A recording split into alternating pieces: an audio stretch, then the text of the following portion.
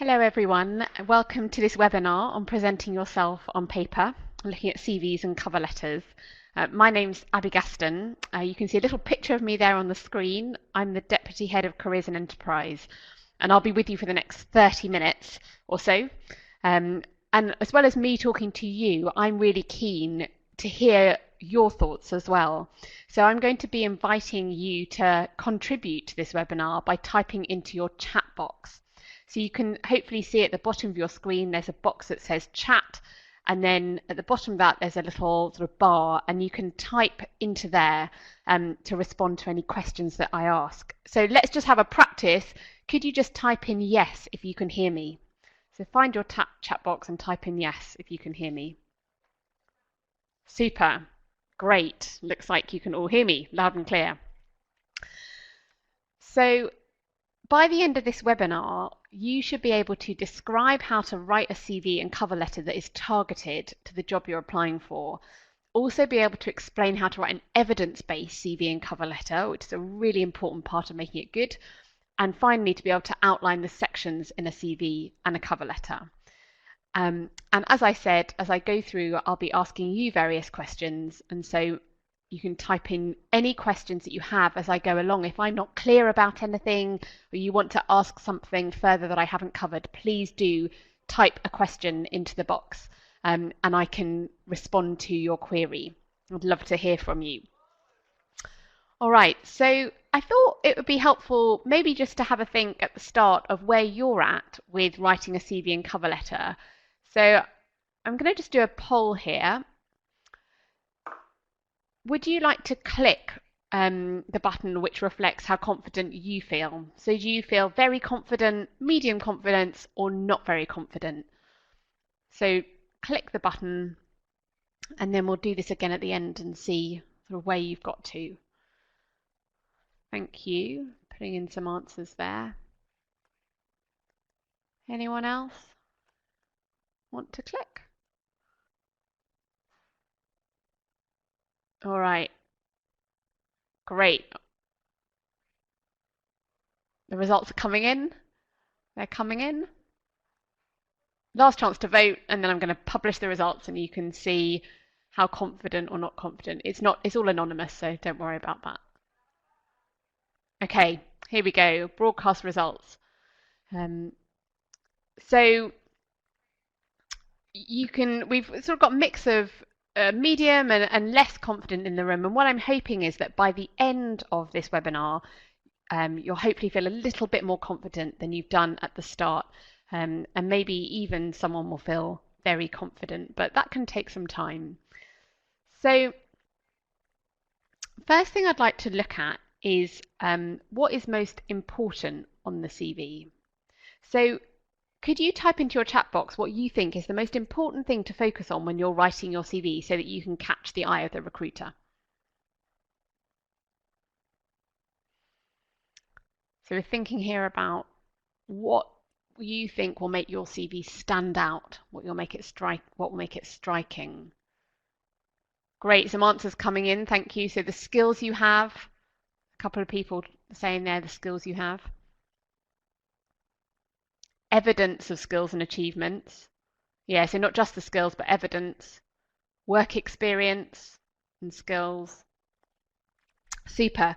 So we've got there mainly a mix of people saying you need the most important things that will make your CV stand out are skills, work experience, and evidence. And this is what I hear from employers. The first thing that is most important on your CV is that you mirror the job advert in your CV. So this is about, I'll talk a little bit more about it in a minute, but essentially this is about not just putting on any skills and any work experience, but trying to make sure that the skills and work experience you put on there in some way mirror what the job advert is asking. And then the second thing is to make sure it's evidence-based. So I think, David, you said evidence of skills and achievements. That's spot on. You need to make sure it's not just saying that you have it and it's your opinion, but actually there's some evidence on your CV. So these are the two things I'm going to focus on for the next few minutes, because this is what we hear employers say is what makes a CV stand out. And hopefully this is also encouraging for you if you think, well, I don't have loads of work experience. because you can see there are other things you can do to try and get the eye of the recruiter rather than just having a long list of many, many things that you've done. So in terms of mirroring your CV to the job, well, what does that mean? All job adverts you've probably seen will outline the skills and the experience that they want a candidate to have. And the most will have that in the advert, but also there'll be a downloadable job description which outlines that more fully. So it's always worth going to that download and making sure you read the full description so you can see a full list of skills and experience that they are asking for you. And here on the screen is a brief example from a current graduate scheme advert. So it's just a brief overview of what they're looking for. So you can see here they're looking for teamwork, flexibility, cooperation, confidence, self-motivation, and they're specifying they want a numerical degree with a 2-1 and a communicator. So to target would mean to talk about each of the skills that they have asked for in this description on your CV, as well as the experience. And all they've said here for the experience is that they want you to have a numerical degree. And that's quite common for job adverts. For recent graduates, they're often not asking for much experience. What they're often asking for is a degree, and sometimes they'll ask for a grade in the degree, but more commonly they ask for skills. So for example, if they're asking for interpersonal skills and teamwork, you need to make sure that on your CV you include examples of interpersonal skills and teamwork. If they want leadership and time management, however, then you would want to make sure that you include on your CV examples of leadership and time management. So rather than thinking about your CV as a history of everything you've done with all the many different skills that you've gained, instead think about it as just a selection of the skills that you've gained, and you're selecting to show the recruiter those skills which are there on the job advert and they're particularly looking for. So based on that, I have another question for you. So I'm going to launch a poll, and this question is asking you, how many CVs do you need? Do you need 1? Do you need 2? Do you need 10? Do you need the same as the number of jobs you apply to? What do you think? So at the moment, most people are saying you need the same as the number of jobs that you apply to. Does anyone think you need 1 or 2 CVs? Just wait as these results come in. Okay, that's great. Let me just show you those results there. So you're all absolutely correct. You need the same number of CVs as the number of jobs you apply to, because every single job will have a very slightly different set of skills that they're looking for. And so for every job, you need to slightly tweak your CV to make sure that you are talking specifically about the skills on that particular job advert. So always think about your CV like a mirror. Mirror your CV to the job advert. So that's the first point. I just want to pause and ask, has anyone got any questions about how you try and tailor your CV to the job advert in terms of reflecting the skills that they're asking? So if there's any questions you've got, please do pop a question into the chat box and I will try my best to answer it. And then the next thing that we'll go on to talk about is how you can make it evidence-based. So it's not just the skills that you put on there, but actually the evidence for that.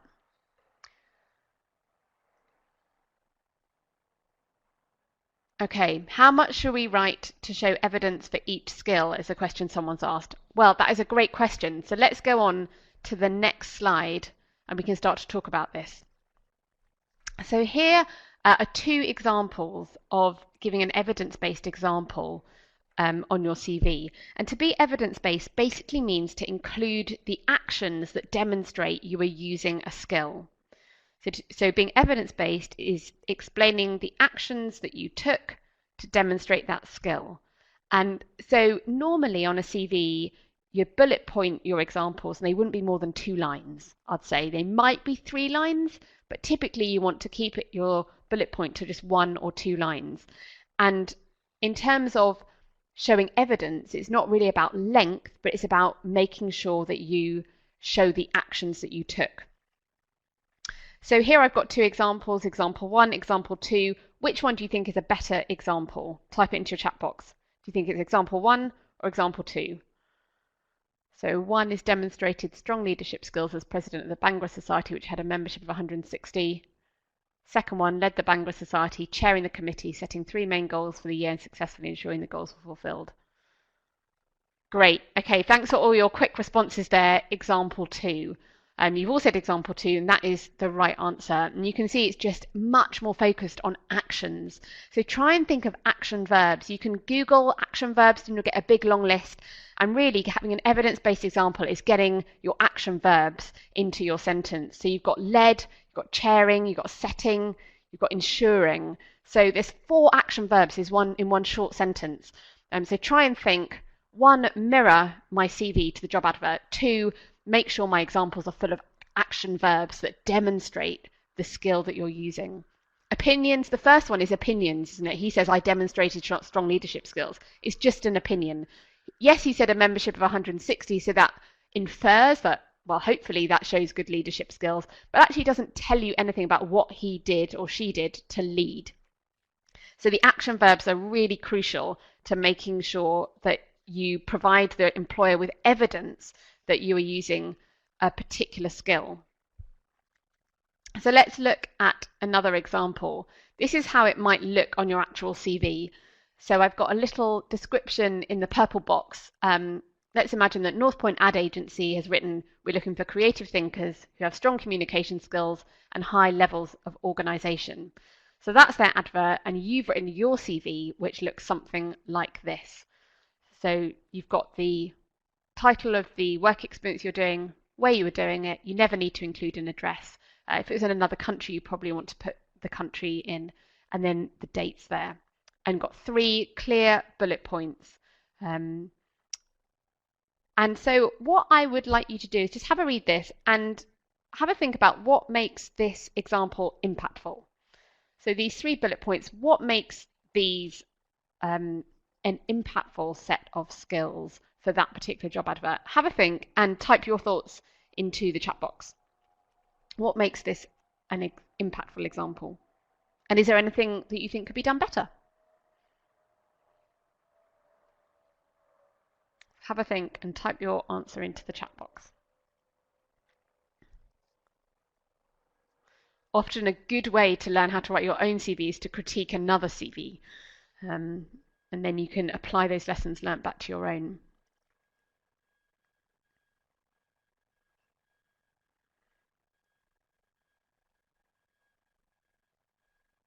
So I've got one example here, fairly detailed. However, this might be too text heavy for a CV.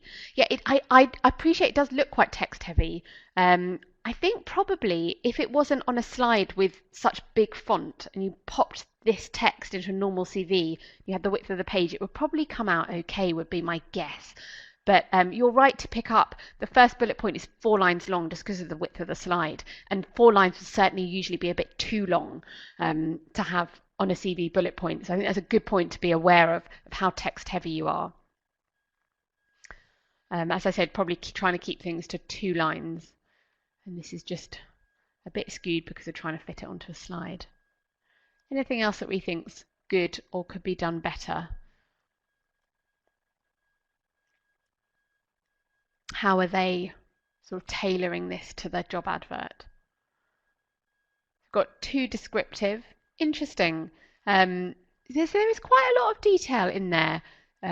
But the flip side of that is if you think that a recruiter doesn't have any sense of what you were doing, then you have to have some element of giving them a picture of what you were doing within the job. Otherwise, if you're too brief, then it can also lack impact because they can't quite understand what you were doing. So I do think there's a balance there. Someone said, did emphasize the skills required for the job? Yep, so it hits the skills. And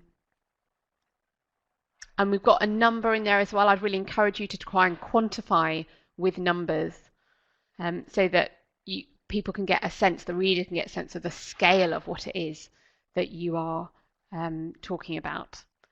And then systematic, yeah, so it's quite easy to go through and for the employer to say, okay, I'm looking for a creative thinker. What have I got here? Okay, they created a new induction, so that ticks creativity. Okay, I'm looking for a communicator. This person answered questions. That's communication. So there's something that makes it quite easy because it's literally working through the skills with examples. Makes it quite easy. And bullet points make it easier to read. Yeah, I'd really recommend that you use bullet points. So thanks for your input. So just to summarize, you said bullet points are good. Don't make it too text heavy. So try and have 2 lines as a maximum. Try and include numbers to quantify where you can.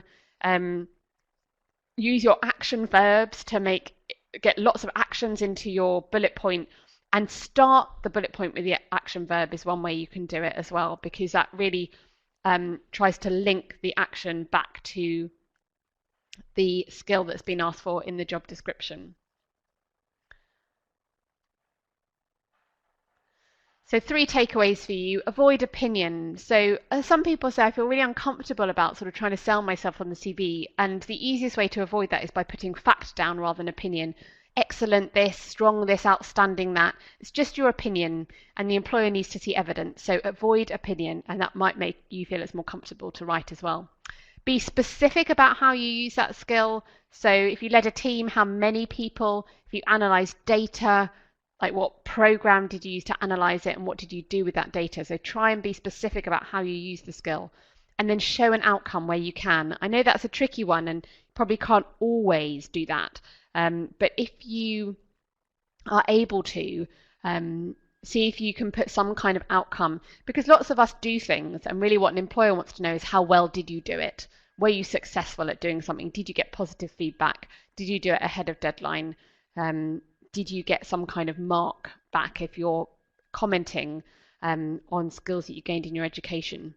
And to that point, sometimes, like, where would you put these skills? Sometimes I see students who've got a separate skills section. We'd really encourage you to include your skills within your work experience and within your education, so you're contextualizing it. So again, if we go back to this example, you've got the skills directly within the description of what this person's doing as an education intern. So rather than focusing on duties and roles, don't focus on duties. Instead, try and describe what you're doing in terms of the skills that you are using.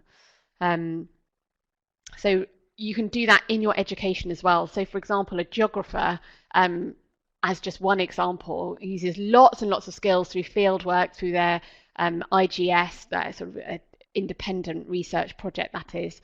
So it's very hands-on, and similarly if you're working in a lab, you're going to have very hands-on experience. So you can include skills under the education section under your degree if you feel you've got relevant skills asked for in the job description in your degree. Okay, so just an overview here of what your CV should look like. These are the different sections which you can have on your CV. So profile, education, work experience, volunteering, extracurricular activities, and hobbies and interests. The profile isn't compulsory, but if you are going to include a profile, you want to include just 1 or 2 short sentences or short bullet points which summarize the key things that you can bring to that organization, and that should be evidence-based. So you might be picking up on 2 skills which they've asked for, or maybe some experience that you've got which demonstrates one of the skills that they're asking for, and to give a short, brief, evidence-based example of how you have what it is they're looking for. So profile, keep it short and snappy, a couple of evidence-based bullet points, pulling out the most attractive things. Then your education, it's all reverse chronological order throughout these education work experience. So you go from the most recent backwards. Your work experience can be paid, it can be unpaid, it can involve work you've done for your family if you've been a carer or if you've worked for a family business. That can all go into work experience, it's all valuable. Volunteering, whether that's a one-off thing that you've done, like a charity run and had to raise money, or that's a regular volunteering activity, can go in. Extracurricular activities are anything you've done on campus, so societies, clubs, maybe you are a course representative, something like that. And then interests and hobbies would be things that you do outside of university, maybe you are part of a local group, a faith group, maybe you're part of a local running club. So these are all different sections that you can have. You don't have to have the volunteering section if you haven't done any volunteering. You don't have to have extracurricular if you haven't done any extracurricular either. And then someone's asked, can volunteering go together with work experience? Yes, it's up to you. You can either separate it out, or you can just put it all together and you put in brackets whether something was volunteer or paid work. So the reader would assume it's paid employment unless you write in brackets volunteer. So you just have the title of what you were doing, where you were doing it, and then brackets saying volunteering. I think normally the value of separating it out is usually if you're applying to the charity sector and they want you to have particular volunteering experience. So charities and NGOs, it's worth separating that out. Similarly, if you've sometimes if you're looking to get into museums and heritage, and you've done some volunteering related to that, then you might want to separate it out to really highlight it. One other thing about work experience is you might have some directly relevant work experience to the area you're applying to, which you did a few years ago, and then your most recent work experience might give you directly transferable skills but not be in the same area. So for example, your most recent experience might be your part-time job in Next, but you maybe are trying to get into let's say accounting, for example, and maybe 2 years ago you did some accounting work experience. So what you actually want to do is really highlight the most relevant stuff. So you can split your work experience into relevant experience, which comes first, and you'll just put together anything which is directly in the same area. So if you want to go into accounting, you put your accounting experience, and then you have another section underneath that says other work experience, and under that you'll group together the other work experience. So the principle here is the most important stuff comes higher up the CV. Now someone's asked, did you mention that adding a skills section below the education one, if one is applying for a practical job, e.g. lab work, is useful? Yeah, rather than having a skills section, you just put your bullet points under your degree. So if we just go back to the example I had here, so in this example, it's a work experience example. You could do the same thing but with your degree. So you'd have, BSc Chemistry, Queen Mary, and then you'd have the dates, and underneath you'd have bullet points of the skills that you gained. And so you include it within your degree section. Someone's asked, what should you miss out in extracurricular activities? Should your interests connect to the job overtly? Include everything, I would say. Think about the fact that the two things that we've said are mirror the job advert on your CV and make your skills evidence-based. So your extracurricular activities, all of them will have given you some kind of skill. So make sure you do include all of them because they show that you've got a breadth of interests, but also in terms of connecting to the job, try and pull out the skills that you gained through that experience that then are the skills that they're asking for in the job advert.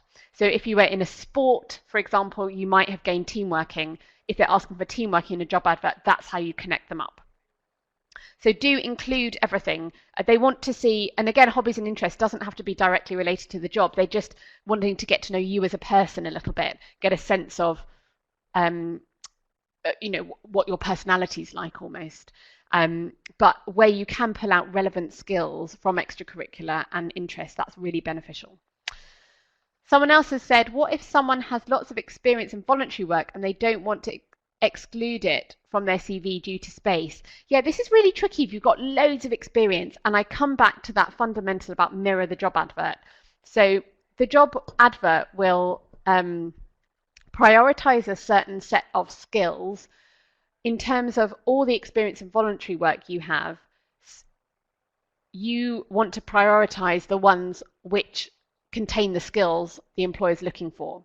So you can write more about the experience in voluntary work which reflect the skills that are in the job advert, and just include a line on the things which don't really directly pertain to the skills that they're asking for.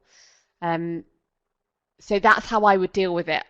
Often people say, oh, I've got too much to fit on the CV. And the way you prioritize is you say, what of this is least relevant to the job that I'm applying for? And least relevant means doesn't show skills or doesn't focus on skills primarily to the job that you're applying for. I hope that answers your question. So what if a lot is relevant? It's a really good question. I would say, again, that you take the highest level. So maybe you've done something twice, but you've done one thing at a higher level than another thing. It shows you're more advanced in that skill set. So I would try and use the more advanced skill. But I also think that it might be worth having a one-to-one appointment, because we do offer feedback on CVs, and we can do that by phone, we can do that by Skype if you're not on campus, or we can do it in person. If you're really struggling to fit it on, you can use the principles I've suggested, but it might be easier if you come in and work it through with a careers consultant. So you can just call us, our numbers on our website, and book into an appointment. So I would maybe suggest that as a next step for you. So in the last few minutes, we're just going to go on to cover letters, which really sort of builds off what we've been talking about on the CV. So how does a cover letter differ from a CV? Well, the first thing is that it's motivation. The CV can say what you can do, but what it doesn't do is say why you want to do a particular job. So the cover letter should explain your motivation for doing a particular job. It also should explain your motivation for working for that particular company. So that means you're going to need a new cover letter every time, because even if the job you're applying to is the same, the company will be different, and you have to show that you've done some research into that company. And then the third thing it does is highlight some of the key skills required for that job. So you'd pick just 2 or 3 of the skills that they're asking for, and you give your best examples. And so almost think about your cover letter, the skills section on it, as a highlighter pen for your CV. So what is the structure? It's a basic letter format, so you would include an address for your own address, and you'd include their address, and you'd include a date that you're sending the letter. If you can, try and get the name of the person that you are writing the letter to. You might need to call up to do that, but it does give you a bit of an edge to show that you've bothered to find out who to address it to. So 3 paragraphs. The first one, why you're applying for that job. The second one, highlight the most relevant skills for that job, using the job advert to help you identify that. And the third one is you look at why that company. Why do you want to work for that company? So in terms of the first paragraph, why that job, here are some thoughts about how you can answer that question of why you are interested in the job. So can you explain what excites you? Can you show the research that you've done to understand that job? And can you show that you really know what the job involves? Sometimes, because I look at cover letters when people apply for jobs with us, I read their cover letter and I think, I'm not sure they really understand what this job is about. I don't think they've really done the research they need to by doing a detailed reading of the job description. And even I've had people call up and talk to me about the job and find out more about it. So if you really want a job, probably with a big graduate scheme, it's harder to get hold of. But if you're applying for a job in a small company, you can call them and say, I'm interested in applying for this job, and I want to find out some more about it. And if you have 3 or 4 questions to hand, which enable you to probe the job a little bit more, you can get some more detail on that. And I find that always impresses me when someone calls me up. It also helps you to write a much more convincing section on why you want to do that job. The second paragraph is a skills one. So you just pick sort of 2 to 4 of the skills on your CV that you think are most relevant to the job. Either soft skills, so that's your transferable ones like leadership, communication, teamwork, or technical skills. So that might be your programming skills or your lab skills. And you highlight them through expanding on the example in the CV. So there will be a bit of repetition there, but the cover letter allows you a bit more space to talk about that example. And finally, you'd write about why that company. So think about what you know about them and what interests you. And then I think the key to work out whether your explanation is generic or specific is to ask yourself, could I put another company's name into this paragraph and it still makes sense? And if the answer is yes, it means your paragraph is probably too generic still. So my final question for you is, if I'm telling you that you need to do a bit of research about that company, how might you research them? So in order to answer these questions, to explain why what you know about them interests you, and to talk about your interest of them, you need to do some research. How can you research that company? So type your answers into the chat box. I can see some people typing. Thank you. Just wait for these answers to come in. LinkedIn, absolutely. Have a look on LinkedIn because companies often have a LinkedIn page. And by the way, on our graduates, our careers website, there's a graduates page which you may be aware of, and that has got a short video on how to build a LinkedIn profile. So do go and have a look at that. Going to their website, absolutely. The About Us section on the website or the press or the news section is quite good. So the website's got loads of stuff on it, but you want to find out what are their values, what are their vision. So have a look under vision, values, About Us. Social media is great. You really get the most up-to-date stuff. Yeah, great. Someone else has just typed in, check their goals or aims. I think the key with all of this is that you're trying to always link it back to you. So what have you found out about them and how does that excite you? Someone else has suggested awards. Yep, that's great. You can sort of show that you know the different awards they've got. So for example, if the company was really international, rather than just writing, I'm attracted to you because you are international, have offices in different countries, that's just a fact, and the company knows that about themselves. I'd always be trying to link that back to myself, and this interests me because I did a year abroad when I was at university, or I'm half Indian, I'm half English, and so I naturally have an interest in being in different countries and being in different cultures. So you're always trying to link back the fact that you find about the company back to yourself and why that interests you. Yeah, and as someone said, ask people who are working in their company via LinkedIn. So you can always do that. You can always contact on LinkedIn. It's called an informational interview. Google it, find out more about it. And you can use a short set of email questions or a phone call with someone from that company to try and understand a bit more about it, so that you can write in a more informed way about why you want to work for that particular company. So it does take a bit of time, and definitely my experience would be that the graduates who get into work aren't necessarily the ones who write lots of applications. They're the ones who write high quality applications. So rather than feeling like you need to be sending application after application, take your time, do your research into that job role and into that company, make a really targeted and really tailored application. And it's better to do fewer which are really researched than more which are quite generic.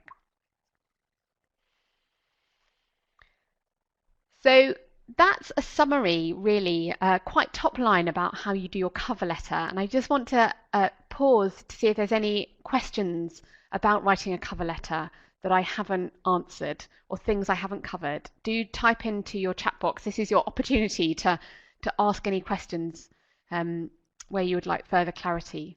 And whilst you're typing in and just having a think about that, I will say that, again, we can check your cover letter as well as your CV in Careers and Enterprise. So we can do that by phone or by Skype. How long should it be? So your CV should be, if you're applying for banking or consulting, should be 1 page. Anything else can be no more than 2 pages. And for your cover letter, no more than 1 side of A4. And I'd recommend that with both of those, you write them in Word and then you convert them to a PDF before you send it off, because sometimes when someone else opens it up, the formatting can go a bit skewed. So always convert to a PDF before you send it off. So I can see some more questions are coming in, so I'll just wait for those to come in and answer them one at a time.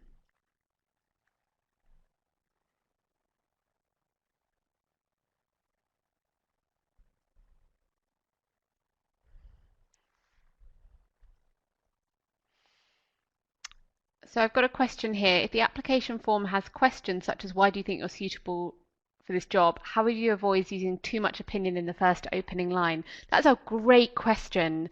Thanks for asking that. I would try and refer back to skills and experience again. So I wouldn't worry too much about just the first opening line, but try thinking about the first 3 or 4 sentences. Try and root your suitability into things that you've done, which show that you've either explored the area, got relevant skills for the job, or have some experience in that area. So exploration might be, people you've talked to, talks you've attended, work experience that's directly relevant, so you have an understanding of that area, and then relevant skills. So I think your first line would just be literally a sort of an introduction. There are a range of skills and experiences I have which make me suitable for this job, and then you'd go on to one by one work through the different examples for skills and experiences you have that make you suitable. So it's very much like, it's the same principle as the CV. You're giving evidence-based examples.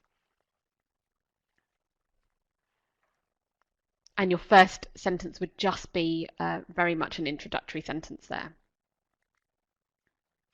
I can see some more people are typing, so just while they're typing to say, please do feel free to book a careers appointment after this, but we've also got some examples of CVs and cover letters which might be useful for you, and they are on our website, and I'll pop the link up in there. So you've got /students/resources to get examples, and I think that's often helpful to see a visible example. What should you base your skills on if you don't have lots of work experience? Again, that's a really good question. I would think about how you can pull skills out of your education, how you can pull skills out of any volunteering you've done, extracurricular activities and hobbies. I would also be thinking at the same time about whether the first thing you need to do in terms of what you're applying for is, rather than applying straight for jobs, to be applying for work experience or internships, and make that your first port of call. We have a temp agency, Q Temps. You might like to have a look at whether there's anything relevant on there you can apply for, and keep an eye on internships as a first step. Or you could even start doing some volunteering to build your skill set.